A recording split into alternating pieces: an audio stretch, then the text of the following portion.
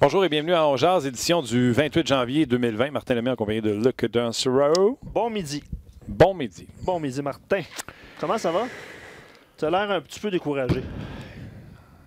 Ouais, tu sais, j'avais hâte, une semaine, pas de match. J'avais hâte que ça recommence. Hier, je m'installe. Enfin, un match, ça fait longtemps. Ben, en même temps, il y a eu un spectacle jusqu'à la toute fin. Je sais pas. T'as trouvé? Je te pose la question. T'as trouvé qu'il y a eu un spectacle? Non, mais je te pose la question. Tu sais, c'était une bonne troisième période. On va dire ça comme ça pour le Canadien. Là. Ouais, mais c'est comme si on savait que le gars qui jouait au Dars, il n'allait pas pogner le beau-oeil. Je comprends. C'était le sentiment que j'avais. On dirait que peut-être que je vis le reality check, peut-être que je vis le découragement. Je ne sais pas. Lui, en tout cas, il se décourage pas parce qu'il nous avait promis qu'on allait le faire bientôt ça en vidéo pour qu'on puisse le voir. C'est François Gagnon. Salut François. Ben bonjour messieurs. En plus, ça sonne comme une tonne de briques. Yes sir, mon Ah François. ouais? Bon. Écoute, ça sonne, ça n'a aucun sens comment ça sonne. On dirait que tu es en studio avec nous. Alors, bienvenue chez nous. Ben, alors, le pire, c'est quand on a fait les tests avant la chose, ça je dis à Luc, c'est beau en temps. Une belle petite man cave, mais pas dans la cave, là, mais une belle petite... beau petit endroit. Un grenier, c'est ça. C'est un man grenier. Un man attic au lieu du man cave, si on veut garder le terme anglophone. Mais c'est une mezzanine de sport et de travail. Tiens, on va le dire comme ça. Oui, puis là, on a le bout de ton golf. On sait que tu es fan de golf, mais ça, je dis à Luc, dis qu'il bouge pas trop son téléphone parce que là, je pense qu'on le voit pas à l'écran, mais on le voyait aussi que tu avais un chandail encadré de Trétiac. Ouais, un jour, je te promets, je ferai le tour. Là. Il y a des thèmes dans chaque coin. J'ai un coin Expo Baseball, j'ai un coin Canadien, Centre Bell, Forum.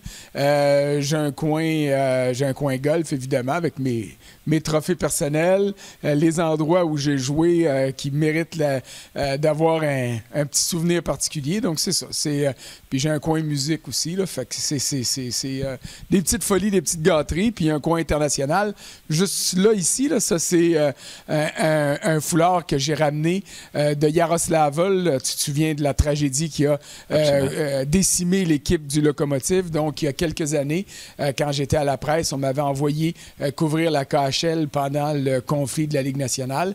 Et pour moi, il était essentiel de prendre le train puis de me rendre à Yaroslavl pour aller couvrir un match là-bas. C'était la première saison que le Yaroslavl était revenu.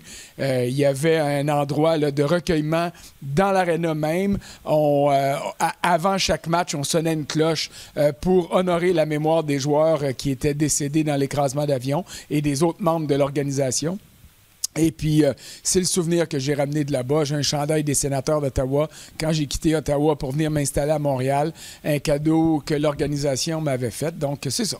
Toutes des souvenirs puis des étapes, différentes étapes qui ont marqué la carrière comme la vie personnelle. C'est le fun, c'est un cadre du master. Puis à l'autre côté, on voit là, deux messieurs qui marchent sur un terrain de golf. C'est qui les messieurs? Les deux messieurs ici, c'est Jack Nicklaus et Arnold Palmer. C'était en 1961 au Royal Birkdale. Donc, c'était dans le cadre d'un British Open.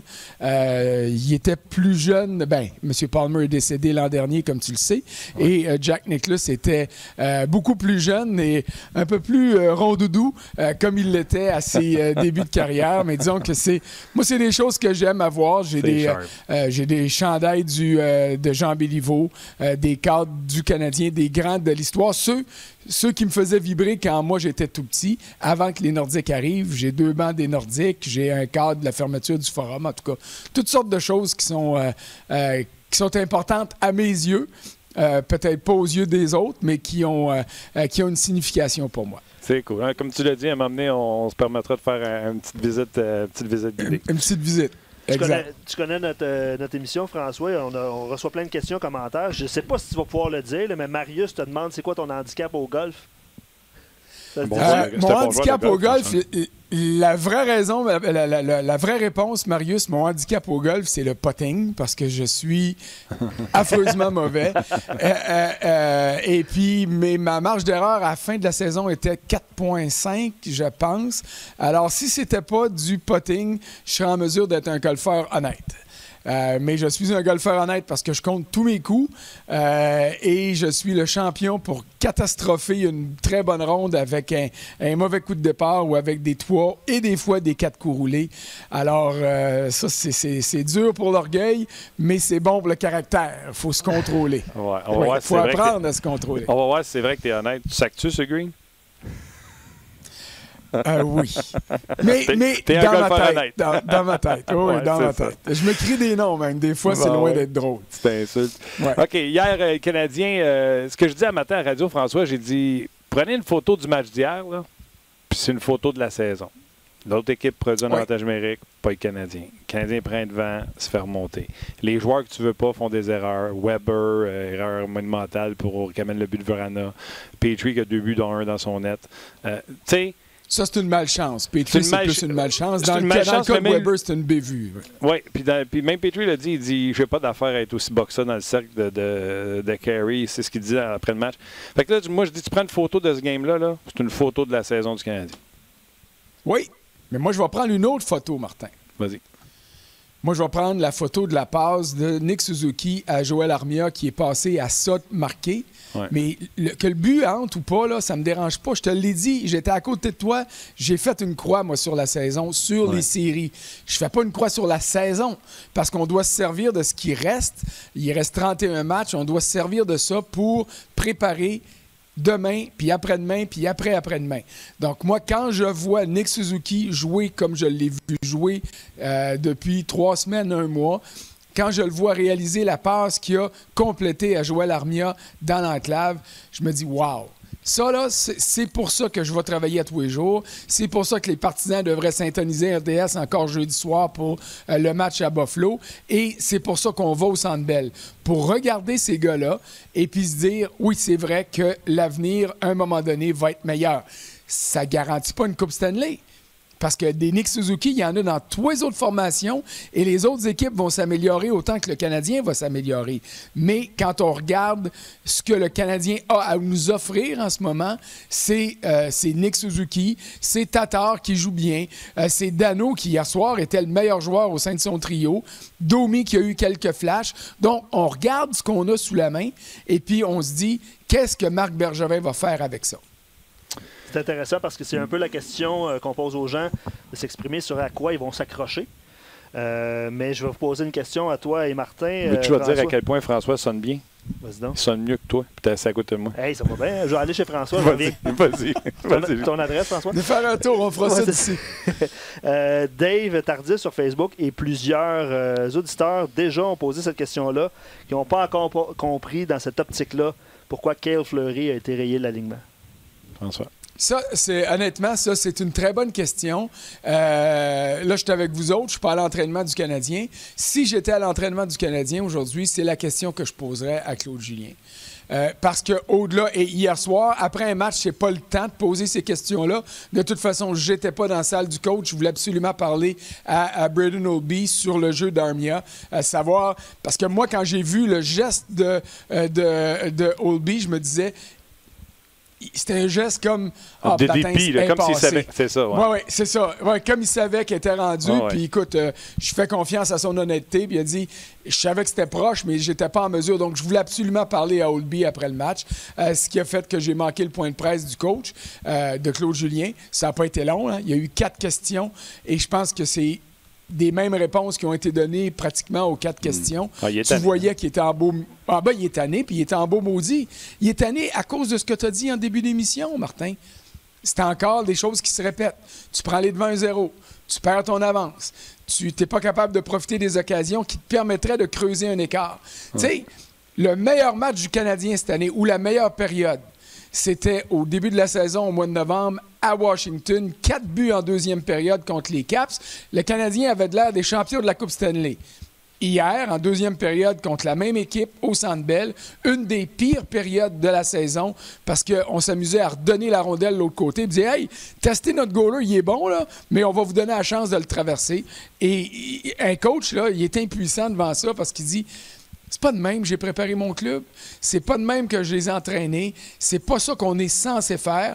Puis au-delà de tout le travail que le coaching peut amener, puis pas juste de Claude Julien, là, de Luke Richardson, de Kirk Muller, de Dominique Ducharme, ben on arrive avec un résultat comme celui-là en deuxième. Donc, l'expression en anglais, c'était sloppy. C'était du hockey brouillon. Et c'est ça que j'ai écrit dans mon texte d'aujourd'hui. OK. Je veux pas lancer de débat encore, puis je vais appeler ça comme il dit, je veux pas faire du soap opera du hockey. Mais quand en deuxième, ça marche pas, Claude ne peut pas coller un timeout, ne peut pas changer de trio, débarquer ceux qui sont sloppy. Tu sais, honnêtement, je vais reprendre la question au sujet de Fleury.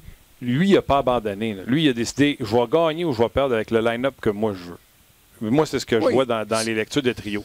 Pourquoi lui aussi n'a pas ce sentiment d'urgence-là de dire « Hey, time-out, là, la dernière fois que j'ai regardé, c'était un 1, là. C'est quoi cette affaire-là? Pourquoi qu'on joue comme ça? Si c'est pas de leur but en avantage numérique, on les domine. » Tu sais, je ne sais pas, là, c'est Monday Morning Quarterback, je suis d'accord, là, mais c'est l'urgence. Là. Oui, ça, je suis d'accord. On va y aller une chose à la fois sur ce que tu as dit. Je vais commencer avec les temps d'arrêt. Ouais. Les temps d'arrêt, il y a 10 ans, 15 ans, c'était plus important que ce l'est aujourd'hui à cause des pauses accordées aux diffuseurs. 2 minutes. Dans une période, tu as 90 secondes 3 fois. Ça, c'est plus long qu'un temps d'arrêt. Donc, ça permet au coach de regrouper ses joueurs. Souviens-toi le match, le Canadien à Tampa Bay. Oui, c'était à Tampa Bay. Le Canadien a pris les devants 2-0 dans le match. Écoute, Tampa était nulle part. On regardait John Cooper en arrière du banc, les bras croisés de même. Il criait pas, il attendait. Il n'a pas réclamé de temps d'arrêt. Mais à un moment donné, il y a eu un temps d'arrêt pour les diffuseurs. Et là, il a regroupé son club. Si Claude Julien prend le temps d'arrêt en deuxième période, bien, Kirk Muller ne peut pas faire ce qu'il a fait en fin de match quand on a retiré Carey Price puis établir une stratégie. Ça, là, c'est crucial. Alors, est-ce que des fois, tu es obligé de le faire? Oui. Si ton club sort tout croche en début de match puis que c'est rapidement 2-0, là, tu as le moyen de le faire en disant, regarde, ça ne me donne rien de le garder pour la fin de la troisième parce que si ça continue de même, on ne sera jamais dans la partie. Ouais. Mais dans le cas qui nous occupe, moi, je comprenais bien pourquoi il l'a fait.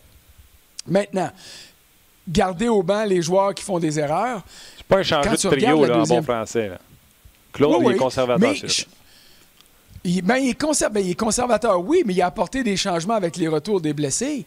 Ouais. Dano, hier, là, ses partenaires de travail n'étaient pas capables de le suivre tellement qu'il donnait le ton à ce match-là. Ça n'a pas été un grand match pour Kovalchuk. Ça a été un pas pire match pour Tatar. Suzuki avec Domi, moi, j'aime voir chercher des étincelles là-dedans. On en a eu quelques-unes. Armia vient d'une blessure. On voit que, bon, il n'a pas encore trouvé sa vitesse de croisière, c'est normal. Ouais. Puis le quatrième trio hier, il a fait sa job, le quatrième trio hier.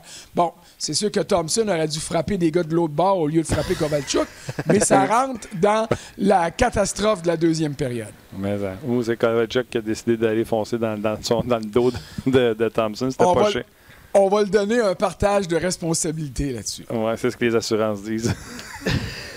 Je vais reprendre la question de certains auditeurs sur Fleury. Jonathan Drouin et Brandon Gallagher se sont entraînés aujourd'hui.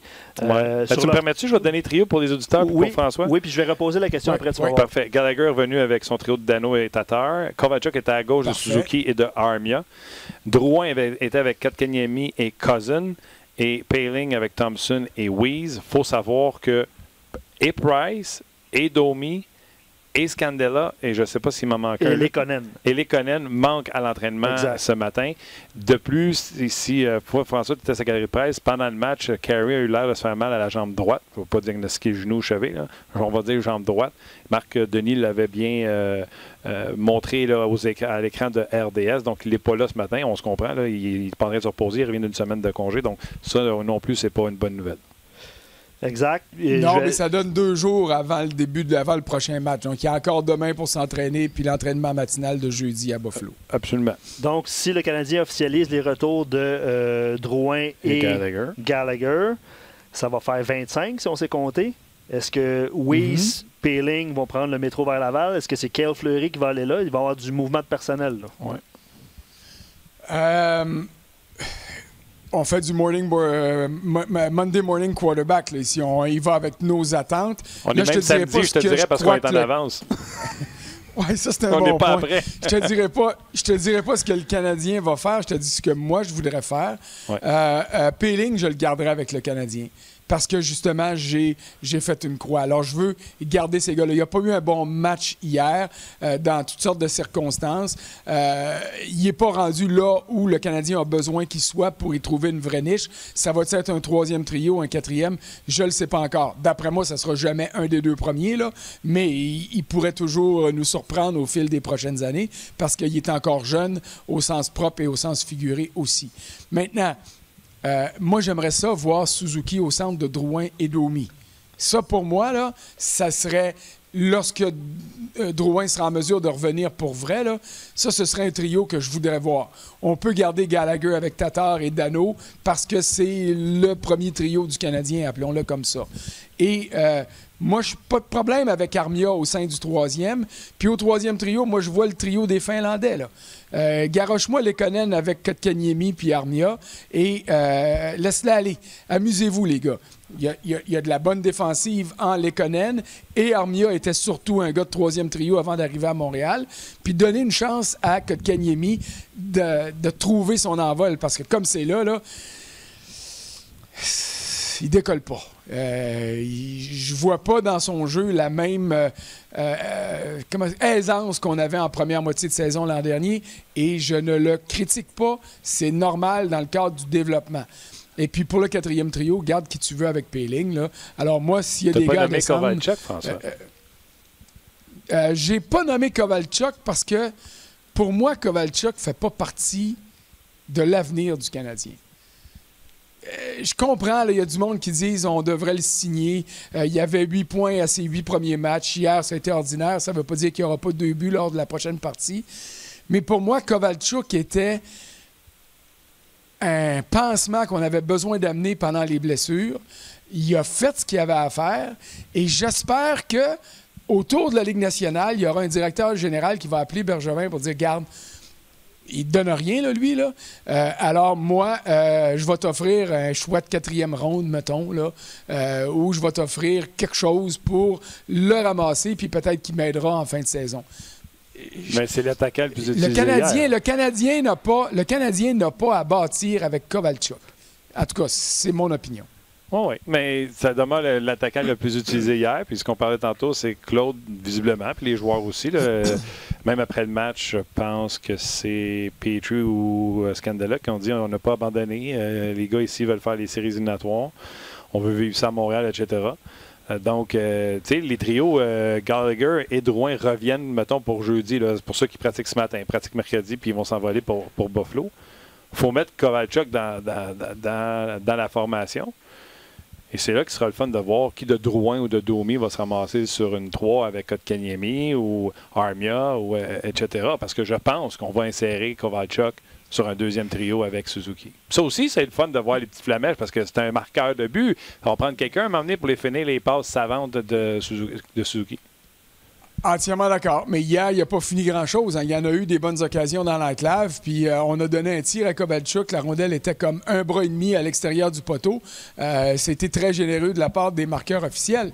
Mais je comprends très bien ce que tu dis, là. Puis tu pourrais descendre Lekonen, c'est un 4e trio. J'ai pas de problème avec ça. Puis il n'y a pas grand monde qui aurait du trouble non plus. Non.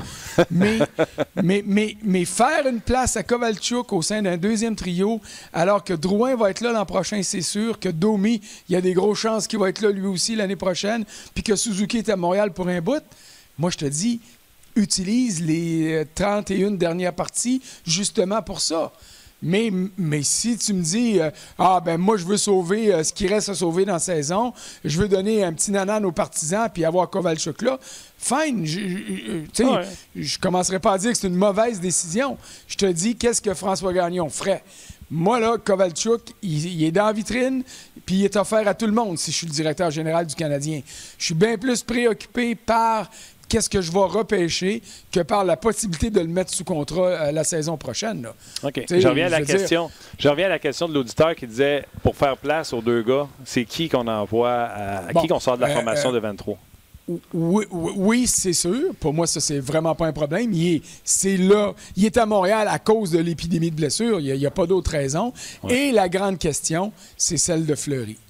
Et pour les mêmes raisons que j'ai dit tout à l'heure, moi, je veux non seulement garder Fleury à Montréal, mais je veux le voir sur la glace. Je suis prêt à vivre avec ses erreurs. C'est son apprentissage.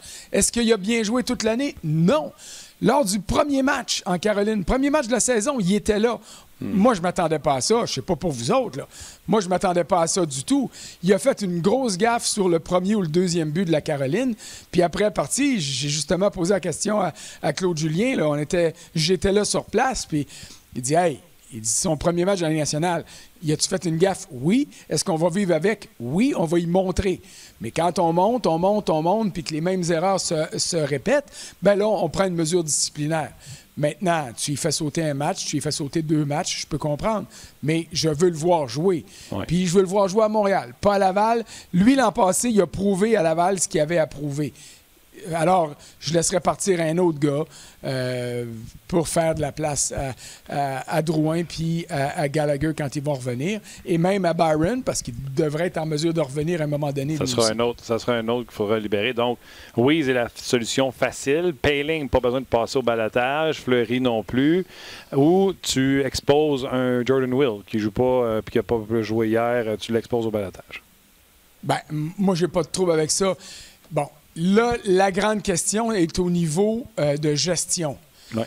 Si toi, tu es le directeur général du Canadien puis tu te dis « J'ai des chances d'avoir un choix de 5e ou 6e pour Jordan Will à la date limite des transactions », bien, tu ne veux pas le soumettre au balotage parce qu'il y a peut-être un club qui va en profiter pendant qu'il est disponible pour le réclamer. Donc, la solution facile, c'est d'envoyer Poehling jusqu'au 24 février, la date limite des transactions, puis après ça, tu remontes tout le monde. Alors, ça peut expliquer une décision du Canadien qui descendrait Poehling pour être sûr de ne pas perdre un atout, un petit atout, pour obtenir une transaction à la date limite. Là, mais encore là, on parle de gestion. Là, on ne parle pas de hockey. On parle du volet business du hockey et non du volet stratégique. Oui, non, c'est ce que je ferais aussi, puis c'est pour les mêmes raisons. D'autres questions d'auditeurs, puis ça touche un peu le jeu de Fleury puis la gestion dont tu parlais, François, mais plusieurs questions sur Victor Mété. Attends. OK. As-tu vu la manchette de Vincent D'Anfous hier? Ben non, je ne l'ai pas vu, je l'ai manqué. Vincent D'Anfous dit à l'antichambre, la lune de miel avec Mété est finie. Ça fait quelques fois qu'on en parle sur le choix, à quel point c'est difficile pour Mété. Pour être honnête avec toi, là, je commence à m'interroger. Là. Lui, c'est pas sa 2e année. Là. C'est rendu à sa 3e année, puis je vois pas de la progression chez eux. Là. Tu me poses ta question pour vrai, là? Je veux dire, je me suis fait chicaner souvent par rapport à Mété. Je vais rester le plus poli possible, OK? Mais ce gars-là n'a pas le tir pour justifier sa place au sein d'un premier duo. Il n'a pas le tir pour justifier sa place en avantage numérique. Il n'a pas le physique pour justifier sa place sur un 3e duo de défenseurs. Alors, c'est quoi son rôle dans la Ligue nationale? Moi, parce je que le vois normalement, pas. des petits de même, François, c'est des corps arrière sur le powerplay, mettons. T'sais. Oui, ou c'est des Bergerons qui avaient un tir frappé foudroyant, qui étaient en mesure d'utiliser ce tir-là à la pointe en avantage numérique. Tiens, tu viens de parler de corps arrière. Prenons un exemple avec Brian Rafalski. Je pense que Rafalski est quand même un peu plus grand que Mété, là, puis un peu plus gros, mais il patine mieux, il a une meilleure vision, il y a des atouts qui ont justifié qui se rendent à la Ligue nationale tardivement, mais qui y restent et qui deviennent un joueur sur qui une équipe tenait à compter. C'est qui Victor Mété? Moi, je ne le sais pas. Puis, dans les discussions de salle de médias, là, au salon Jacques Beauchamp, je me suis fait souvent rabrouer parce que je disais Victor Mété va avoir une belle carrière en Europe. Parce que je ne vois pas ce qu'il peut donner au sein. Ça va être quoi sa niche dans un club gagnant dans la Ligue nationale? Je ne suis pas capable de le voir. Il peut avoir une place chez le Canadien en ce moment. Ils sont épouvantables défensivement. Mais s'il y avait un top 4 vraiment solide et s'il y avait 2 gros gars et Fleury en est un pour assumer le rôle d'un 3e duo, Victor Mété serait un extra. Je suis peut-être sévère à son endroit, mais moi, je partage entièrement l'avis de Vincent par rapport à hier. Là. Il a amené des beaux flashs, c'était une belle histoire, mais au-delà de ça, moi, je ne vois pas son utilité dans un bon club de la Ligue nationale. Un coup de patin exceptionnel, un bon bâton, une bonne passe, mais perd ses batailles 1 contre 1. Un bon bâton en défensive? Ben, il est petit, mais c'est un bon bâton. C'est un petit bâton, mais... Quand c'est sans son reach, il a un bon bâton. Oui, mais OK, mais tu sais, c'est parce qu'il faut que tu le protèges, ton gardien, quand ça converge vers le filet. Il faut que tu sois capable de pousser les gars. Ouais, puis ça, je m'excuse. Puis s'il y avait des gros atouts offensifs, tu as parlé du patin exceptionnel. Je suis d'accord avec toi. Ouais. Mais qu'est-ce qu'il fait avec la rondelle? Ah non, puis c'est quoi? En jouant sur une troisième paire, François, là, je trouve qu'il est encore plus exposé. Puis on se disait, il va arrêter de jouer contre les deux premiers trios, on le mettrait à la 3. Mais là, en jouant à la 3, il joue contre la 4 puis la 3, qui sont normalement beaucoup plus robustes que la 1 et la 2. Et ça expose son talon d'Achille de « je perds mes batailles à 1 contre 1 parce que je suis tout petit ». Exactement. Puis là, si le quatrième trio de l'autre bord fait son travail comme il faut, que le Canadien est obligé de dégager ou se mettre dans une position vulnérable, lui, il reste à la glace avec l'autre du troisième duo. Puis là, c'est le premier trio qui embarque de l'autre bord dans ta zone. Et là, soudainement, tu passes de mal pris à très mal pris. Puis c'est la réalité en ce qui me concerne quand on regarde ce que Victor Mété a à offrir en ce moment et la projection qu'on peut faire sur ce qu'il va avoir à offrir dans les 2, 3, 5 prochaines saisons. Tu sais, il y a plein de commentaires par rapport au développement parce que vous avez parlé de Péling, vous avez parlé de Fleury, tout ça. Il y a beaucoup de commentaires par rapport à ça. Michael parlait de Mété, justement.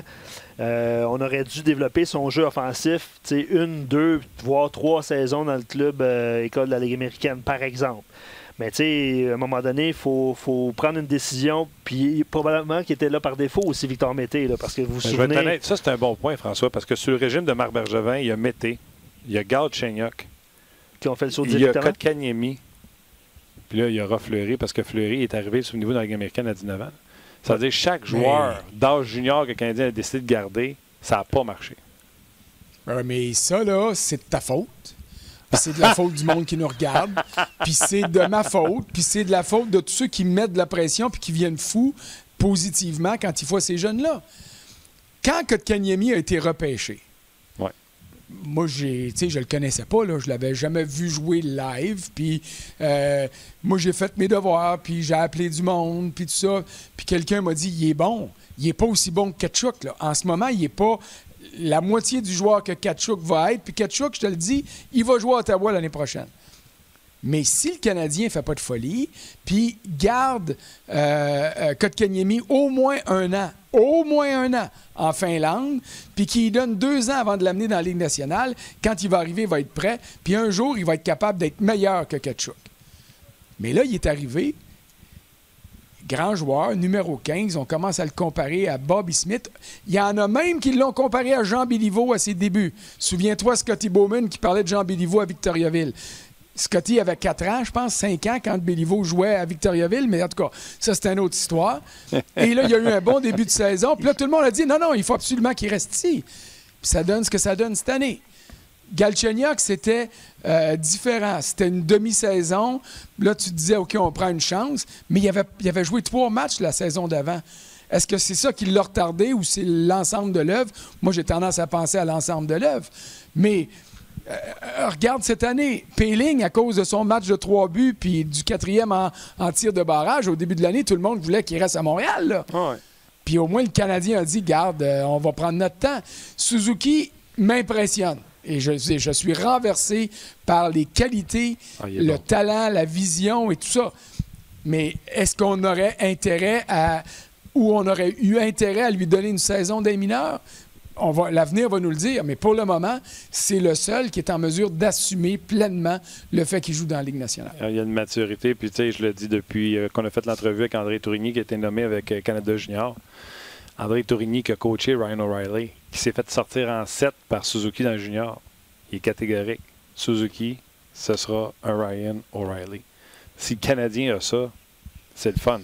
Ça veut dire un gars qui est responsable, on le voit déjà. C'est un gars qui n'arrête pas de patiner, qui n'est pas un grand patineur, mais il est tout le temps en mouvement. Il perd la rondelle dans la zone offensive. Moi, je te dis, je regarde beaucoup les Blues. Tu sais pourquoi? O'Reilly, c'est sa grande qualité. Il perd le puck. Il n'est pas rapide, mais il n'arrête jamais. Il arrête jamais. C'est pas le lapin énergiseur, il est plus fatigant que le lapin énergiseur. Mais il est plus fort physiquement et c'est normal, là, il y a une différence d'âge. Ouais. Je ne sais pas si Suzuki va être en mesure de se développer physiquement comme O'Reilly l'est. Qui est une mais bête les d'entraînement. comparaisons, les comparaisons sont intéressantes. Là. Mais encore là, on va se calmer les nerfs, toi puis moi. J'ai entendu dire il est meilleur que Bergeron à son âge. OK, ça ne veut pas dire qu'il va devenir Patrice Bergeron non plus. Exact. Laissons-lui la chance de devenir Nick Suzuki au lieu de faire des comparaisons. D'ailleurs, si il continue à progresser comme il est là, ça va être intéressant pour le Canadien. D'ailleurs, si tu veux friser, là, sur les médias sociaux aujourd'hui, j'ai vu... Il n'y en a pas assez long pour que ça j'aurais pas frise. été là. Moi, j'aurais pas dit ça, François. Ces médias sociaux aujourd'hui, il y a quelqu'un qui a comparé la saison 19 ans de Draisaitl avec celle de Kotkaniemi. C'est Mathias Brunet, je ne me trompe pas. Puis ils ont le même nombre de points dans une trentaine de matchs, les deux. Ben, Fait que pas en train de te dire qu'il va devenir non, non. Draisaitl. Je fais juste te dire, comme Button, on a eu Craig Button Oh, sur oui. le show, puis j'ai dit, je suis un peu découragé pour Kotkaniemi. Il m'a dit, calme-toi. Il a 19 ans. Oui. Fait que faut se calmer et je sais ce que je vais faire. Je vais prendre une petite camomille. Tout est une question d'attente Mais- aussi. On s'attendait à rien de Nick Suzuki de cette saison là, en termes d'apport offensif. Tout ça, l'année prochaine, la barre va être plus haute. Puis ça se peut qu'ils déçoivent à cause de ça, là, à cause de la perception qu'on peut avoir aussi. Là. Peut-être. Vas-y, François. On va voir. Puis, dans le cas de Draisaitl, puis je ne veux pas diminuer son potentiel, son talent, puis tout ça. Mais ce qu'on peut dire, par exemple, c'est qu'au cours des dernières saisons, depuis l'arrivée de McDavid, quand il ne jouait pas sur le même trio que McDavid, il n'était pas en mesure de produire. Et il était là, le drame des Oilers.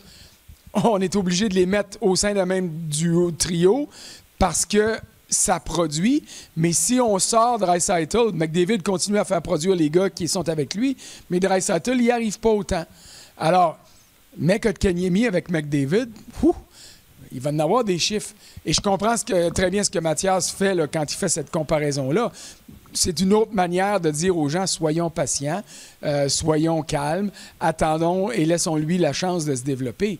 Mais moi, j'aurais préféré qu'il se développe en Finlande, loin de nos yeux, des caméras, des analyses et des suranalyses et des suranalyses. Puis on en a fait une vedette trop vite. Et puis là, le monde attend le plafond avec lui, alors qu'il aurait pu jouer au championnat mondial junior il y a à peine un mois. On va faire la même chose avec Cole Caulfield. Là. On va avoir des grandes attentes envers ce joueur-là. Puis peut-être qu'une, 2 saisons dans la Ligue américaine, ça ferait du bien quand il va arriver aussi. Là. Moi, quand j'entends le monde dire Caulfield va être là l'année prochaine, Ben. ma réponse que je me dis, moi, c'est j'espère que non. Parce que, tu sais, compter des buts dans les rangs universitaires américains, c'est bien beau. Là. Tu joues 2 fois par semaine ou 3, puis tu pratiques le reste du temps. Hey! Le faire d'un rang professionnel dans la Ligue américaine d'abord, puis dans la Ligue nationale après, c'est une autre affaire. Pas juste ça. Attendons. Il va être capable de jouer l'autre bord de la rondelle, là, lui? Là? Parce que dans la Ligue nationale de hockey, il ne pourra pas juste s'en aller pour penser qu'il va marquer des buts. Là. Je le sais pas, mais je suis Faut prêt à qu'il soit prendre des capable paris de- tout de suite avec tout le monde qui pense qu'il va remplir le filet. On va attendre. On OK. va être prudent. On va être patient. On va essayer d'être patient. Ouais, écoute, on a en tout cas, je vais parler pour moi, là, on a un ton de voix vraiment. Ben, on a demandé aux gens à quoi s'accrocher d'ici la fin de la saison. Je sais pas si c'est là François, que lui, ça c'est va. Suzuki. Moi, j'ai entendu ça de ta part, François. Tu Ouais, t'accroches moi, je à- suis accroché à deux mains là-dessus. Ah ouais. Échappez pas. Puis Échappez pas. Puis on le voit en plus aujourd'hui. Je veux t'es pas, accroché. non, mais je veux pas que lui m'échappe parce que je vais tomber de haut après ça. Là, c'est sûr. Oui, parce que tes attentes aussi sont élevées envers lui, mais on le voit très bien là, que ce gars-là, il a un centre du jeu au-dessus de la moyenne. OK, écoute, le Canadien qui devait avoir 24-8 pour finir cette saison-là à 99 points. Fait que là, c'est 24-7. Fait que ça diminue. Ça Pourquoi diminue. 99? Parce qu'on m'a dit qu'en série, tu rentres à 99-100 points. Ben, ça a pris 97 l'année passée. Fait que moi, je me disais, on va au moins leur donner la chance de regarder 97 points. Ça veut dire que si tu fais le calcul comme tu voudras, à 97, ça veut dire qu'ils ne peuvent plus échapper 16 points dans les 31 derniers matchs. Échapper 16 points, ça, c'est 2 fois 4, ça fait 8 défaites en temps réglementaire. Je vais te dire une affaire, c'est de l'ouvrage, ça. Là. Quand tu calcules que là, d'ici la fin du mois de février, ils ont encore 16 matchs. Et après ça, en mars, jusqu'à la fin du calendrier, des 15 derniers matchs, il y en a 10 sur la route, dont le gros voyage en Californie, avec une petite escale bien facile au Colorado avant de revenir à Montréal. Tu sais, on peut y croire. Puis je louange l'optimisme de tous les partisans qui y croient encore.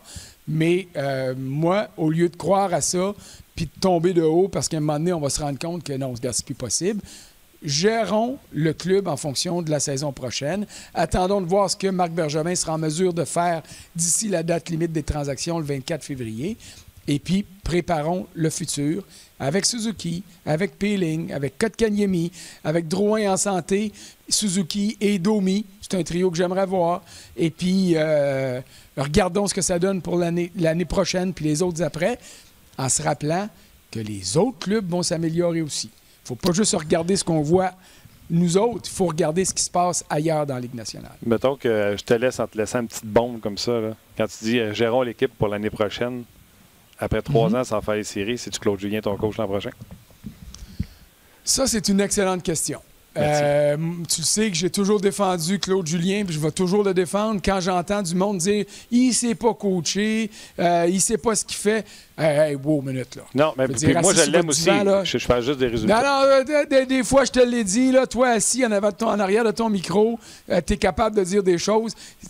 Vous ne m'enlèverez jamais les qualités de coaching que Claude Julien a toujours eu, a su développer. Puis regardez ce qu'il fait avec Suzuki cette année, là chez moi, avec le fait qu'il n'est pas bon pour les jeunes. Maintenant, la grande question que tu viens de poser, et elle est là. Est-ce que c'est lui qui va préparer ton club pour les années futures? Mais je ne le sais pas. Il est facile à sacrifier, comme David Pearl a sacrifié Peter Laviolette parce que son équipe ne fonctionnait pas. Mais c'est Marc Bergevin qui a la réponse. Et est-ce que Marc Bergevin sera là, lui aussi, pour continuer l'élaboration du Canadien de demain? On va voir. Moi, je n'ai pas de problème à ce qu'il reste. Mais il y a une décision administrative à prendre de ce côté-là. Pas une question facile. On peut l'entendre dans ton propos. C'est pas, si ce n'est pas pour nous, je présume que dans les bureaux du Canadien non plus, ce ne sera pas une décision facile. Ah non, c'est certain. Puis regarde avec Seattle qui s'en vient dans 2 ans, si Claude Julien est disponible. Je te rappelle que du côté de Vegas, on avait Claude Julien très haut placé dans la liste des candidats potentiels, puis il s'est enlevé de lui-même en acceptant le job avec le Canadien. Remarque que l'offre du Canadien est intéressante au niveau financier, au niveau défi, au niveau envergure de job, là. Mais il n'y a personne qui va me faire croire que Claude Julien est dépassé puis qu'il n'y aura plus jamais d'occasion de coacher dans la Ligue nationale. Ça, j'en démords pas. OK, François, on invite les gens à te lire sur le rds.ca. On a adoré ça de te voir. Ça sonnait comme une tonne de briques, puis on se reprend bientôt. Certainement.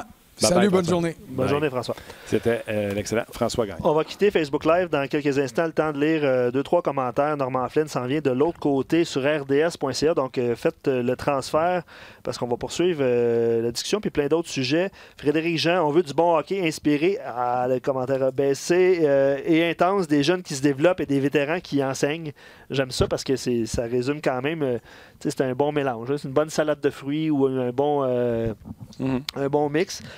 Francis Champigny-Côté, pour moi, c'est simple. Je vais voir les jeunes joueurs le restant de la saison. Si le plan est de liquider les vétérans, ils sont jeunes, ils vont dormir cet été. J'aime ça. Parce que ça veut dire que le Canadien va placer des jeunes dans l'alignement puis liquider ce qu'il y a à liquider. Je ne sais pas qui a à liquider puis quoi à liquider. Mais pour moi, ça aussi, faites attention. Là, le Canadien, si, mettons, il devait abandonner sa saison, pas certain que les jeunes joueurs, je les garde à Montréal. Parce que la Ligue américaine, ils se battent pour une place en série, puis tu veux peut-être que ces gars-là aillent vivre le trip d'aller en série, puis je pense que ça serait bon pour les jeunes joueurs du Canadien. C'est un excellent point, puis c'est là la question. On va falloir les garder, les Cousins et les Will, qu'on va aller payer des gros dollars pour aller les voir jouer, puis on paiera moins cher, puis on ira voir les Peeling, les Suzuki, puis les à Laval. Voilà les gens de Facebook, merci, on se retrouve sur rds.ca. Bang! Patrick Lavoie pose une bonne question sur RDS.ca. Il dit la question facile à répondre est pourquoi on en demande et surtout espère tant de nos jeunes joueurs parce qu'on n'a aucune vedette offensive dans le club. Alors quand on va voir un potentiel, puis là il nomme des joueurs en parenthèse, Kotkaniemi, Suzuki, Caulfield, Peeling, on est en transe, on veut qu'ils jouent rapidement parce qu'on va avoir du jeu excitant à se mettre sous la dent. Donc est-ce que c'est nous, il se pose la question, est-ce que c'est nous les fans qui sommes en cause? peut-être, mais le président et le DG ont un club, ont également la responsabilité d'avoir une équipe qui performe et qui est intéressante à voir jouer. Moi, je décroche tout de suite quand on dit là, ça prend la superstar. Là, je n'y crois pas. Les Blues de Saint-Louis, Ryan O'Reilly, c'était un gars de 60-70 points. Oups, il arrive à Saint-Louis dans une situation différente, un peu plus. On parle de Suzuki qui pourrait ressembler à O'Reilly. Prenez les Hurricanes de Caroline, premier centre, c'était Jordan Stahl. Puis là, Badabing, un gars de deuxième ronde, parce qu'on nous a dit toujours, si tu fais un vrai centre de premier trio, il faut que tu prennes la première ronde. Oups, Sébastien Aho, on le laisse en Europe, il arrive, ça change la dynamique. Stahl tombe deuxième centre, on pêche Fechnikov, on va chercher Tervainen, on va chercher Nido Ryder. Et là, oups, on a une attaque du côté des Hurricanes de Caroline qui est plus qu'intéressante. Donc, BS, c'est ce que je pense de tous ceux qui pensent qu'il faut terminer dernier et repêcher avec Lafrenière, sinon il n'y a pas d'équipe, il n'y a pas de Coupe Stanley. Je ne crois pas à ça, je crois au concept d'équipe. Pour ça, ça prend quelqu'un qui arrête les rondelles. Et je reviens sur le propos que j'ai dit 1001 fois. Le Canadien n'est pas une mauvaise équipe comme le monde s'affiche. De toutes les équipes qui ne sont pas en séries éliminatoires, je vais y aller pour faire plaisir à tout le monde, de réputation. Personne qui a un gardien de but comme le Canadien de Montréal a. Personne qui a des défenseurs, même si on n'est pas content des défensives, avec les Weber, avec les Petrie, avec les Ben Chira, dans les équipes de bas fond, là, je te parle les Kings, je te parle des Red Wings, les Sénateurs d'Ottawa. Il y a quelque chose à bâtir avec le Canadien et je pense qu'on n'a pas sorti le meilleur de cette équipe-là et c'est pour ça qu'on est dans la situation où on est. J'ai déjà vanté Claude Julien quand il coachait Montréal. Il a gagné une Coupe Stanley avec Boston. Je crois malheureusement que de la façon dont c'est fait le sport professionnel, un entraîneur, les entraîneurs tournent parce que c'est plus facile qu'à changer toute l'équipe puis qu'à un moment donné, le message passe plus. Puis la seule affaire que je reproche à Claude Julien, c'est le résultat. Il y a tous ceux qui diront « Ouais, mais il n'y a pas de club. » Ben, c'est ce qu'on disait à Boston aussi. On disait « Il n'y a pas de club. C'est pour ça qu'il est pas en série depuis 2 ans. » Puis bang, KCD est arrivé avec la même équipe et il l'a rentré en série. C'est tout ce que je dis. Je ne suis pas en train de vous dire que c'est une équipe de la Coupe Stanley. Je ne suis pas en train de vous dire que Marc Bergevin a mis sur la glace la meilleure équipe dans l'Est. Je suis en train de vous dire que cette équipe-là, il y en a plus dans le potentiel que ça le montre présentement. C'est juste ça que moi je pense, puis je vais mourir avec mon idée. On va l'accueillir avec une question d'un auditeur qui s'appelle Steven, puis il pose la question hey, Normand, comment tu as apprécié la bataille de Brady Tkachuk hier? Lui, au moins, ne se cache pas comme son frère. Ça part fort, hein? C'était surtout bon de voir comment que Piquet était surpris de recevoir une coupe de claques à la gueule assez rapide par un kid. Là. Regarde, il n'a pas juste fait parler parce que le premier coup, ceux qui ont regardé le match, ils ont pu voir que la première fois, ils sont juste échangés quelques coups de viande en face. Puis quand c'est revenu, on l'avait dit, je disais, d'après moi, ça c'est pas fini. Puis je suis convaincu que Brady il va retourner en avant du net encore, puis l'autre, il va essayer de l'enlever de là. Ça va finir par un combat. C'est en plein ce qui est arrivé. Et Piquet est un petit peu surpris. Il a essayé de continuer de jaser pendant que l'autre, il commençait à y envoyer une coupe de droite sur le casque. Une chance qu'il avait son casque protecteur parce que le beau Piquet, il aurait eu une coupe de bleu sur le bord de la tête. Mais c'est juste pour te dire que Piquet, il n'est plus le même joueur. C'est pas. Il a essayé hier de montrer qu'il était encore utile. Puis il a quand même une coupe de bonnes shots au filet. Pas dire qu'il était mauvais. Mais c'est vraiment pas le Piquet que. C'est vraiment pas le Piquet qui jouait pour le Canadien à ses meilleurs temps. Là, puis Pourquoi? Qu'est-ce qui est arrivé? Qu'est-ce qui est arrivé? Entre lui et Brady Tkachuk? Non, entre Piquet et Piquet pour que ça décline aussi rapidement. Il patine-tu encore? Dans n'importe quoi dans la vie, Martin, d'après moi, ça dépend où est-ce qu'il est ta concentration. Quand tu veux te concentrer à être bon dans quelque chose, tu y mets du temps, des efforts. Et lui, je pense que sa concentration est pas mal plus à attirer l'attention de tout le monde, peut être une superstar, que d'être un joueur de hockey. Moi, je pense qu'il est en train de passer à côté de l'athlète, puis il est en train de trop de développer le côté superstar de Piquet Souban. Ouais. Si tu es un directeur gérant d'une autre équipe parce que tu es intéressé par le pari de prendre un Piquet, puis je te donne un exemple. New Jersey veut le domper son salaire, Ottawa appelle. Est-ce que toi, tu es directeur gérant des Sénateurs, tu prends-tu une chance sur lui? Non. Pas dans le cas des Sénateurs. Je prendrais peut-être une chance sur lui. Une équipe qui est proche d'une Coupe Stanley, là, puis lui, il s'en vient dans la chambre, mais il ne dérange pas personne parce que ton noyau, il est solide. Mais lui, il s'en vient dans la chambre d'une jeune équipe. Non, j'aime pas ça parce qu'il y a des jeunes qui vont le regarder aller, puis c'est pas un bon exemple d'après moi. Mais dans une chambre de vétérans, où les gars, ils vont dire, regarde, prends ton trou, assis-toi, t'es juste un 5e défenseur chez nous. On en a 4 meilleurs que toi. Prends ton trou, puis attends, mais qu'on t'envoie sur la glace. Dans cette situation-là, Oui, parce que je sais que je pourrais le sortir aussi vite qu'il est rentré. Mais dans une situation où il viendrait s'enraciner autour de mes jeunes, pas pantoute, pas intéressé. Méchant claque sa gueule à tous ceux qui pensaient que la transaction Subban-Weber, le Canadien s'était fait avoir. Moi, j'ai toujours dit depuis le début que c'était une bonne transaction. J'ai parlé à un gars qui est dans l'organisation du Canadien qui m'a confirmé ce que je pensais. Puis quand il me l'a confirmé, j'ai plus eu de doute après. C'était évident qu'il était à Montréal, il fallait qu'il sorte de là, puis que le gars qu'on avait, on connaissait tous Weber, là, tout le monde connaissait Weber. On savait tous que c'était pas le même style de joueur. On savait que c'était un capitaine, on savait que c'était un gars qui était solide physiquement, puis qui était capable d'amener une touche de défensive. Puis ça fitait parfait avec la philosophie de gagner avec un gardien de but, puis gagner des matchs 2-1, 3-2.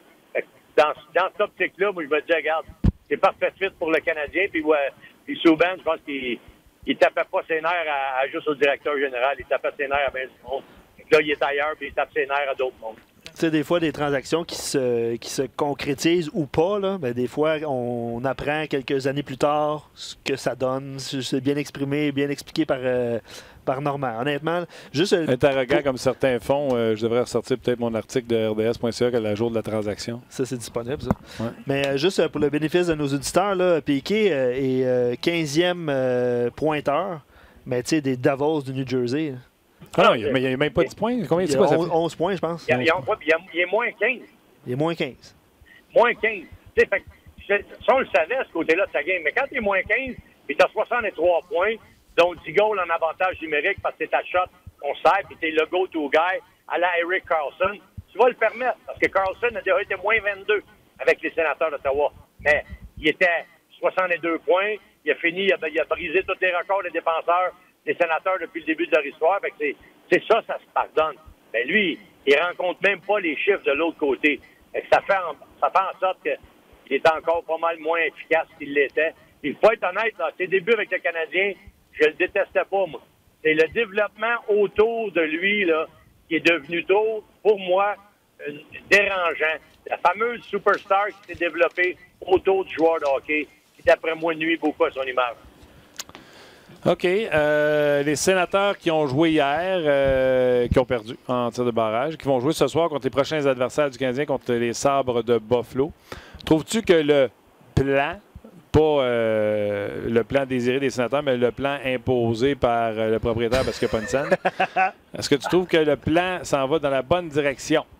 Ben écoute, moi, ce que je peux dire, ou la seule place où je suis un petit peu inquiet, c'est que Pierre Dorion a signé Colin White jusqu'en 2025 à près de 5 millions de dollars par année, 4,75 pour être exact. Ça me fait peur un peu parce que je le regarde jouer et il ne m'inspire pas pour le futur. J'ai hâte de voir si ça va débloquer dans son cas parce que lui, je l'avais comme placé deuxième centre de cette équipe-là.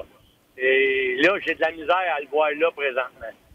J'ai de la misère avec ce point-là. Pour ce qui est du reste, les décisions qui s'en viennent, les gars, sont les décisions qui vont être prises au mois de février, puis après jusqu'au début de la saison prochaine avec les nouveaux contrats et tout ça, les Pajot, les Duclair, les DiMello, t'en as une tonne qu'il va falloir que tu statues sur eux autres.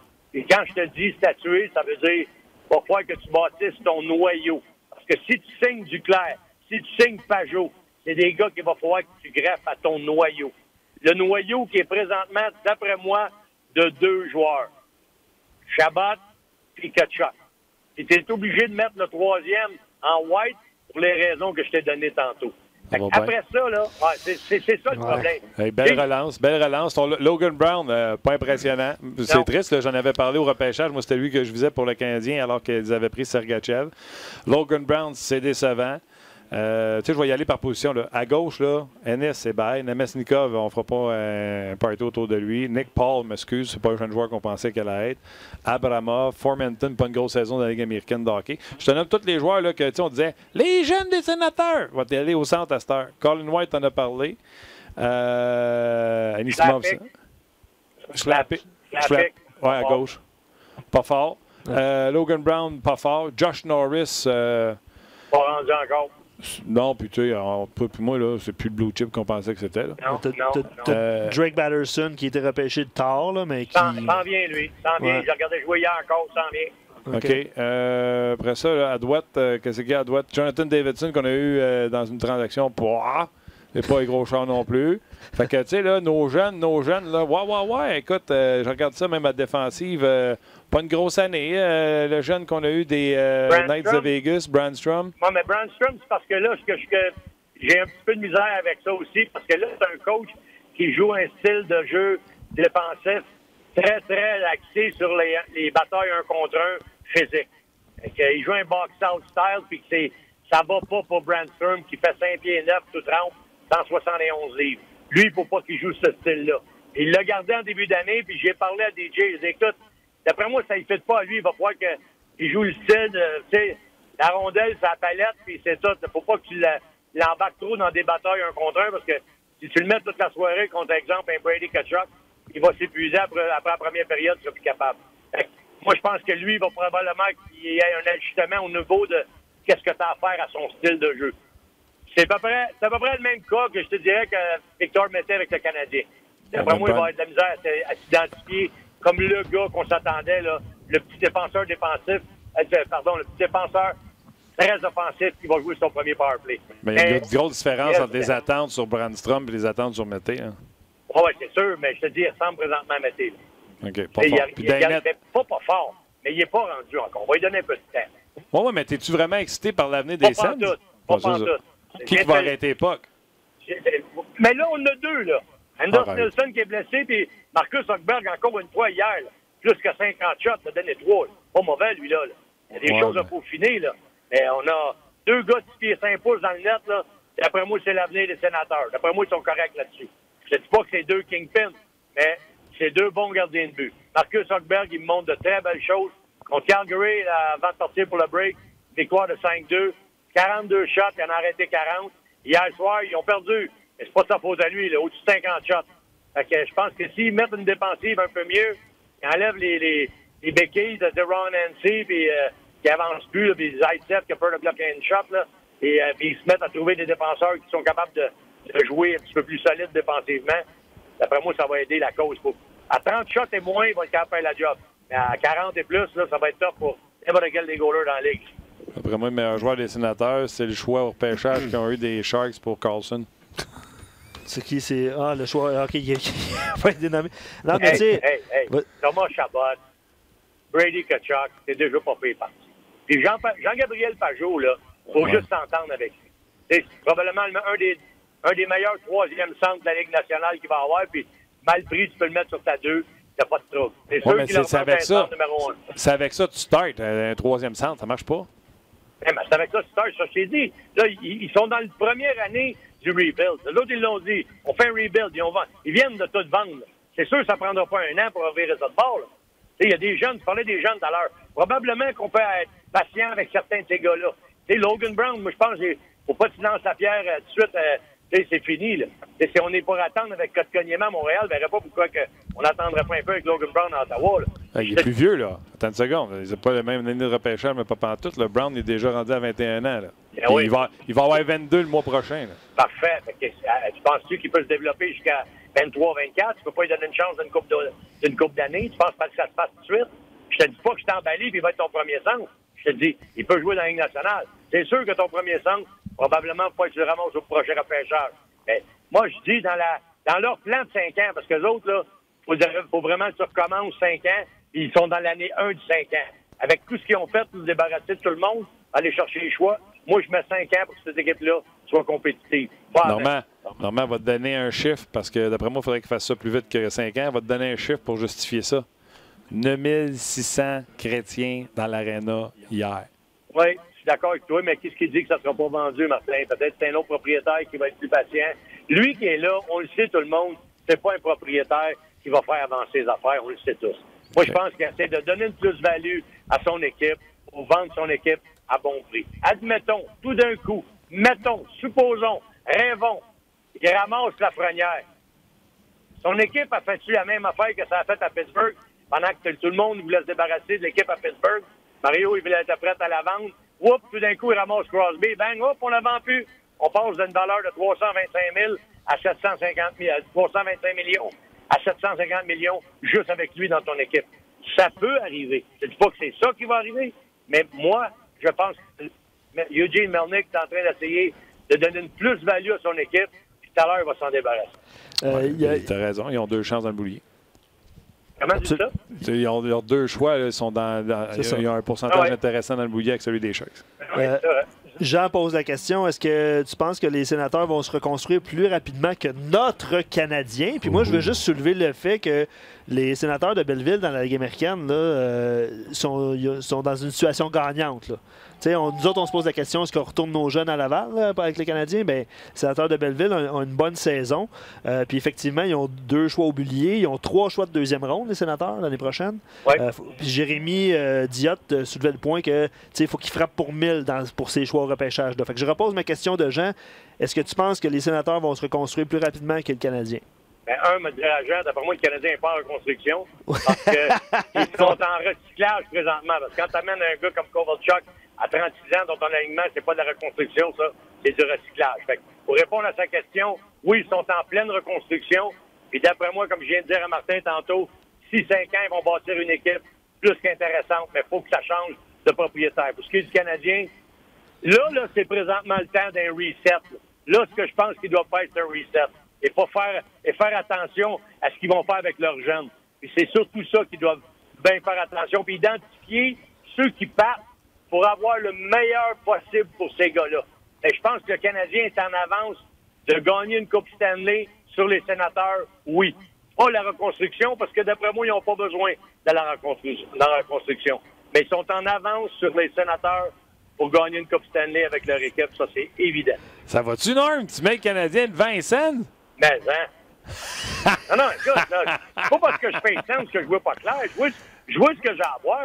Puis je sais très bien que les Sénateurs, ça va être pénible pendant une couple d'années. Là, présentement, là, ils amènent des gars pour essayer de trouver remplir des espaces vides. Mais, à un moment donné, il va falloir qu'ils statuent sur certains gars. Puis là, c'est comme je t'expliquais tantôt, j'ai posé la question à DJ Smith. J'ai dit, écoute, t'es en prolongation contre le Canadien. OK? T'es à 3 contre 3. T'as Drake Batherson qui a joué plus la moitié de sa saison dans la Ligue américaine. Il est sur la glace à 3 contre 3. Il dit oui. Parce qu'il dit, moi, je pense à l'avenir. Il dit, mon avenir, là, faut que je la mette sur la glace dans la Ligue nationale parce qu'il va prendre dans cette game-là, il ne pourra pas jouer 100 games dans la Ligue américaine pour prendre la même expérience. Même si en joue restant dans la Ligue américaine, il ne prendra pas l'expérience qu'il va prendre ici dans la Ligue nationale. Fait qu'il dit, oui, il est à sa glace. Oui, il nous a coûté le but de Kovalchuk. Mais c'est le même qu'on va apprendre. C'est le même qu'on va se développer. OK. On va parler des jeunes joueurs. Premièrement, Gabriel, tu pose une question. Là. Lafrenière, c'est pas un joueur générationnel comme Crosby, mais c'est à quel point c'est bon, Lafrenière? À quel point c'est bon? Moi, je suis le... Tu sais, c'est le Canadien. Il y en a qui parlent... qu'est-ce qu'on pourrait faire finir dernière pour Lafrenière? Moi, je suis le directeur général du Canadien. Il m'a dit, bien honnêtement, que ça se fera pas parce que je suis convaincu qu'il ne l'essayera même pas. Là. Mais si j'étais à sa place, là, je m'en vais rencontrer avec Jeff Molson si jamais c'est Détroit ou Ottawa ou whatever qui ont la boule dans le boulier puis ils ont le premier au total. Je les rencontre, j'ouvre mes livres. Regarde, prends n'importe qui tu veux chez nous, prends-en 3, plus je te donne mon choix de première ronde contre le tien, ton premier overall. C'est aussi bon que ça que je pense qu'il est. Mais là, attends une seconde, ça veut dire que le gars peut arriver, il va dire, je vais prendre Romanov, je vais te prendre Primo, puis je te prends Suzuki. Plus ton premier. Bye, love. Moi, j'ai Lafrenière qui est. Moi, je suis correct. Ouais, hein? Yes, sir. Yes, sir. C'est aussi bon que ça qui est. Je te le dis.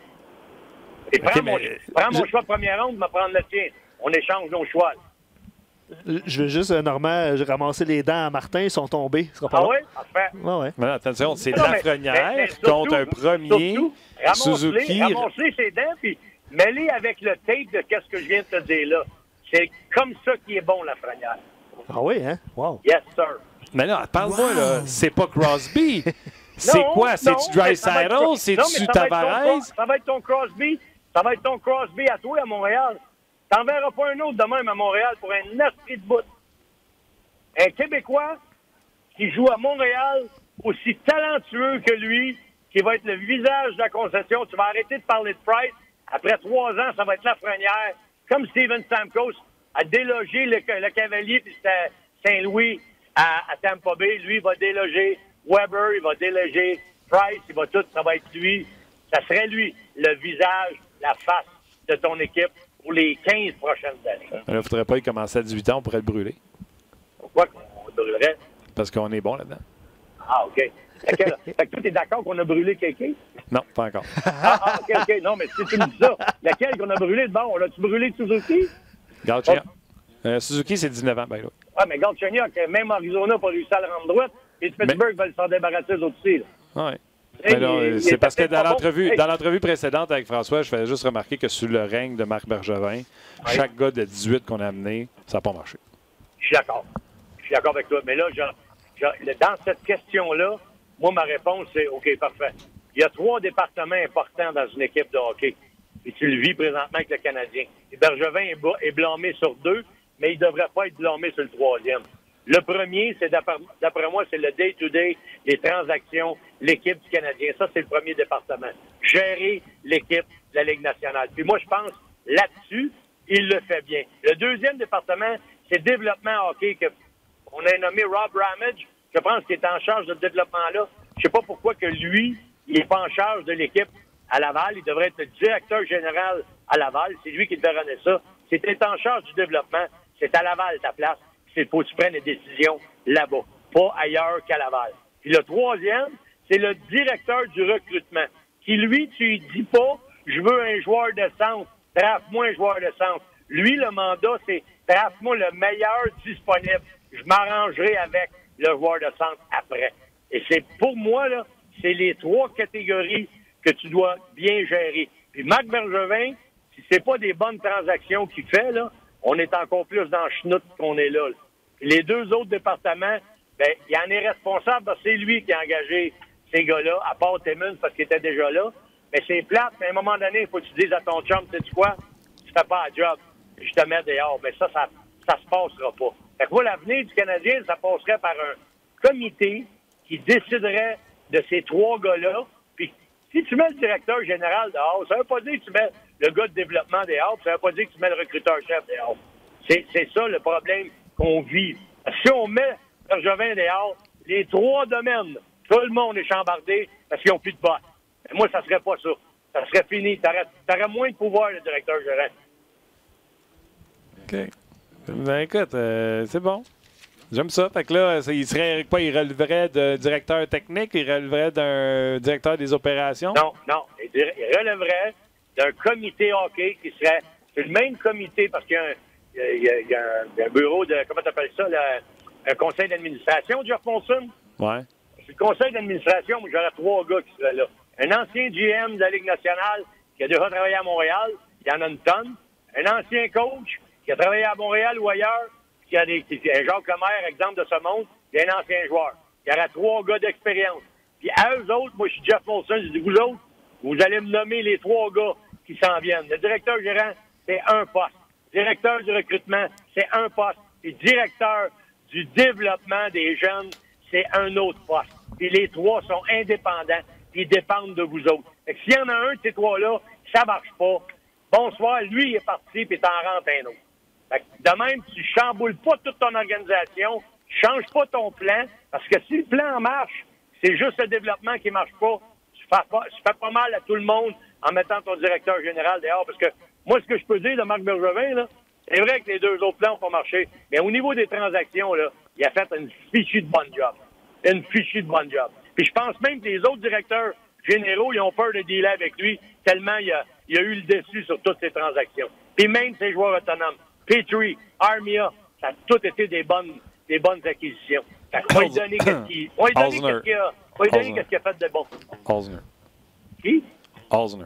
Ah ouais, il en a fait. Calculez sur le lot au total. Là. Non, tu n'as pas me convaincre. Moi, je pense que Marc Bergevin a vraiment fait une bonne job sur les transactions. Joueur autonome, il l'avait dit, c'est quelque chose que tu te mets dans le trou puis tu overpayes tout le temps. Osner était le défenseur le plus convoité cette année-là, que tu veuilles ou que tu ne veuilles pas. Fait que c'est lui qui l'a eu puis c'est lui qui est pogné avec le problème. Et la signature Kincaid, moi, à part quelques signatures autonomes qui ont été des flops, je pense qu'au niveau transaction, je suis d'accord avec toi. Mais regarde, ça revole. Avant que je te laisse, Romanov puis Caulfield, tu les as vus au championnat mondial junior. Romanov, c'est-tu la réinvention du bouton 4 trous? Non. Mais c'est un bon jeune défenseur. C'est un bon jeune défenseur que je laisserai encore jouer 2 ans dans la Ligue continentale. Reste là-bas. Performe, deviens un homme. quand tu seras un homme, on l'amènera ici. Parce que les Russes, là, ils veulent pas jouer dans la Ligue américaine. Rappelle-toi avec Emelin, il a fallu que Pierre Gauthier descende là, avec un contrat de la Ligue nationale, puis il a promis, tu joueras pas une game dans la Ligue américaine, c'est un one-way que je te signe. Tu t'en viens jouer dans la Ligue nationale. C'est pour ça que tu t'en viens à Montréal. Puis il a joué combien d'années, puis il a rendu des bons services. Lui, le kid, ça va être un joueur beaucoup plus électrisant, beaucoup plus offensif, mais comme tu disais tantôt, il n'amènera pas ici pour le faire jouer dans la Ligue américaine. Laisse-les se développer chez eux, une grande patinoire. Ils jouent avec des hommes là-bas. Là. La Ligue continentale, c'est pas des bouffons. Là. Il y a des bons joueurs de hockey là-dedans, puis ça se compare plus que favorablement à la Ligue américaine. Fait que laisse-les là, 2 ans, puis quand tu seras un homme, puis il sera rendu à marquer des bons avantages numériques, soit sur le premier power play dans son équipe, tu l'amèneras ici, là, ça sera le temps. Il va être prêt. Button a dit NHL ready, genre là, il pourrait aider les Canadiens de Montréal. Et la comparaison qu'il a faite, c'est juste des gars comme toi et moi qui peuvent s'en souvenir. Hein. Il l'a comparé à Guy Lapointe. Qui est ça qui a dit ça? Craig Button. Il l'a comparé à Guy Lapointe? Oui. C'est un peu loin pour moi. J'aurais peut-être été avec Darius Kasparaitis, mais plus talentueux. Kasparaitis, je ne sais pas si tu te rappelles de lui, mais beaucoup plus talentueux. Très bien. Il n'y avait pas d'atout offensif, Kasparaitis. Même ça que je viens de te dire, plus talentueux. Mais le même style que lui. Là, il va t'en ramasser un dans le centre de la glace avec un coup d'épaule en dessous du menton quand il ne verra pas venir. Puis après ça, il va être sur son premier power play. Lui puis Kasparaitis, mais c'est le même style, à peu près la même grandeur, même grosseur. Il n'est pas grand et gros. Il est à peu près à 5 et 11. Il va devoir peser 180 maximum. Mais il transporte bien la rondelle. C'est un gars intense. C'était un des leaders de l'équipe de la Russie. Puis je peux te dire une chose, quand il va arriver dans la Ligue nationale, frais, les gars sont bien mis de se lever la tête parce qu'il est assez vite pour frapper des gars au bon moment, à la bonne place. Ça, c'est son aspect Kasparaitis. Mais il est bien meilleur que Kasparaitis au niveau de ses habiletés, je le conviens. Oui. Ouais, Normand, tu as vu le Guy Lapointe jouer, t'arrêtes de niaiser? Eh oui, je l'ai vu, Guy Lapointe. C'est un bon Guy Lapointe. Mais Guy Lapointe, c'est un colosse, c'est un solide, puis il jouait aussi bon ces deux sens de la glace. Romanov, moi, je te dirais, peut-être Romanov, j'y enlèverais un petit peu Guy Lapointe, là, pour le mettre contre n'importe quelle bonne ligne d'attaque de l'autre côté. C'est pas que Romanov n'est pas bon défensivement. Ben, Guy Lapointe, c'est un Hall of Famer, là, dans mon livre à moi. Là. Fait que je mets pas Romanov dans la même catégorie que Guy Lapointe. OK. On aime ça, les comparaisons. All right, mon Normand, écoute, t'étais en feu. Ça fait longtemps qu'on t'avait pas parlé. Ah oui, je m'appelais plus, je sais pas ce qui se passe. J'ai-tu fait quelque chose de pas correct? Tu dis une niaiserie, quoi? Ben non, tu sais qu'on t'aime à part de ça, arrête de niaiser. Ah oui, vous m'aimez, là, toi? Ah ben. Nous autres, Luc, on l'aime. Tellement. Tellement, ouais. Tellement. Ouais. Non, non. Tu le sais, en plus, je te l'ai dit. Ça n'a pas rapport avec l'amour, là. Je me sens mieux parce que quand j'ai vu votre appel tantôt, j'étais pas certain si c'était vous autres. J'ai dit, me veux-tu me parler encore aux autres? Ben là, tu me confirmes que tu m'aimes. Je suis content. Ben oui, non seulement on t'aime, c'est juste parce que on va se dire la vérité, tu coûtes cher. Ah oui? Parfois j'en parle au réseau des sports parce que dans mon livre, moi, c'est pas si pire que ça. Me comparez pas au plafond salarial qu'on a. Parce que je pense que j'arrive pas en premier, moi, là. Non, OK. On va ouvrir les livres, comme tu as dit. Ouais, c'est ça. All right, mon homme, c'est toujours le fun. Puis on vous rappelle, à soir, vous êtes en onde à RDS 1, hein, sûrement? Oui, ben, on va vous montrer qu'est-ce qu'ils ont l'air, les Sabres de Buffalo. On va préparer le match contre le Canadien. Fait que ceux qui veulent faire de l'advance scouting, là, écoutez-nous sur RDS. Mon chum Mike Lacroix n'est pas revenu encore. Ça va être Pat Friolet qui va travailler avec moi pour la description ce soir. Oh, il était là hier, Pat, hein? Il était là hier, Pat. Okay, C'est un bon job, mon Pat. Il est bien content de travailler avec nous. Bon, ben, c'est sûr qu'il est content de travailler avec toi en plus. Tout le monde t'aime. On aime ça travailler avec un haut salarié. C'est ça. Salut les boys! Bonne journée! Bye! Et puis plein de monde soulignait le fait que Normand est en forme. Ça coche intense. Je trouve ça écœurant pour voir les commentaires qu'on reçoit depuis le début de la journée. Dave dit non, mais un super cardio. Ah, il est en auto? Ah, non, il courait. Alors, je pense qu'il s'en est ici en jogging. Peut-être. Il est sur le bord de l'autoroute en jogging puis il nous parle. Je trouve ça fabuleux. Denis est d'accord avec Kasparaitis. Je sais pas, il pétait des genoux, il me semble, lui, Kasparaitis. Non, mais tu te souviens quand on a parlé avec, que ce soit Button, ça. Romanov, tu sais, il va jouer à rondelle, puis à un moment donné, tu t'en attendras pas, puis pinks. De là, le côté là, physique de Guy Lapointe était surprenant, là, parce que Guy Lapointe, c'est un défenseur qui amenait beaucoup d'offensives. Quand il te pinçait, tu faisais le saut. Ouais, il y a son contrat. Là, effectivement, des éditeurs nous disaient qu'il est s'il signe en KHL avec un gros montant, il y a ça. Là. Ça va nous rappeler Emeline. Ouais. Mais voilà, tu as lancé le rendez-vous pour ce soir. On va se laisser. Ça a été un show mouvementé, on va dire ça comme ça. Qu'est-ce que tu en penses? Oui, écoute, j'ai beaucoup de dents à ramasser, Ouais, que ce il y soit en a une avec couple, François ou il y en a une couple. avec Norm. Mais c'était quand même intéressant. Absolument. Écoute, je vais prendre la soirée pour digérer la défaite d'hier et repenser à mes attentes envers le Canadien de Montréal. Tu vas faire ton pro scouting ce soir pour le match des sénateurs Sabres. On regarde de ça. Ben, good. Regarde de ça. Excellent. Manquez All pas right. ça. Gros merci à tout le monde. Merci beaucoup, Luc. Hey, demain, c'est la journée Belle Cause. Oui. On nous aura notre épinglette. On va se texter en direct. Probablement, on fera ça. À chaque 2 mots, on s'enverra un texto. Absolument. Donc, soyez là toute la journée demain. Il y a plein de détails que je vais vous mentionner, mais vous allez avoir au courant sur les médias sociaux, tout ça. Là, si vous suivez RDS, vous savez comment procéder. Ça fait quelques années que ça a lieu, mais c'est demain la journée Belle Cause. Exactement. Voilà. All right. Merci beaucoup, Luc. Yes, Merci à vous d'avoir été là. On se rejase demain. Bye-bye, tout le monde.